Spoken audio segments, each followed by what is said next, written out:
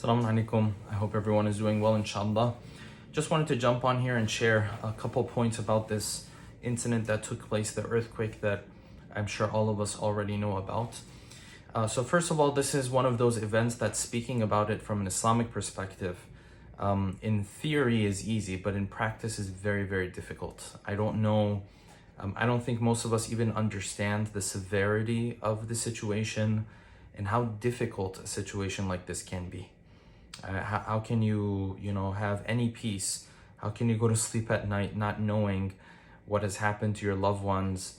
Some of them under buildings, not knowing how they're spending the night and so on and so forth. So this is just one of those situations that, yes, on paper we say it's God's wisdom, and it is, but it's very, very difficult. Saying that and believing it are two different things. And may Allah subhanahu wa ta'ala give patience to these families.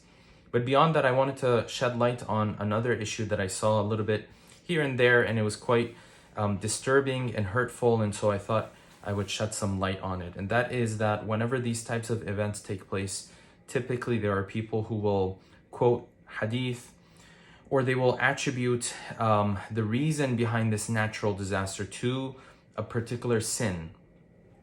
And this is quite dangerous. It's quite ignorant of us and quite hurtful at the same time, because the reality is, although we do have in our narrations the idea that certain sins can bring about certain natural disasters, but to pinpoint this in real life and say, well, this incident that took place was because this person committed this sin or that sin, is a very dangerous thing to do.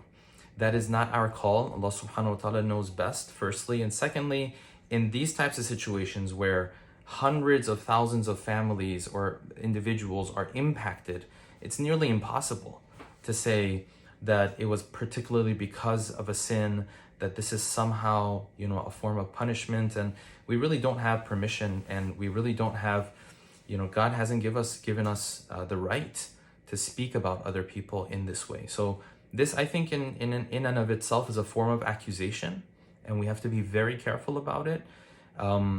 And yes, hadith does mention that, but that is for us to refrain from committing those sins, not to sit back and accuse others, God forbid.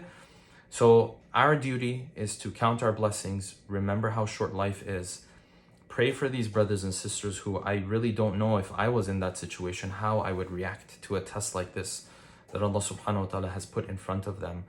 And then also to give from our wealth as much as we can, and to the best extent and the greatest extent that we can, inshallah.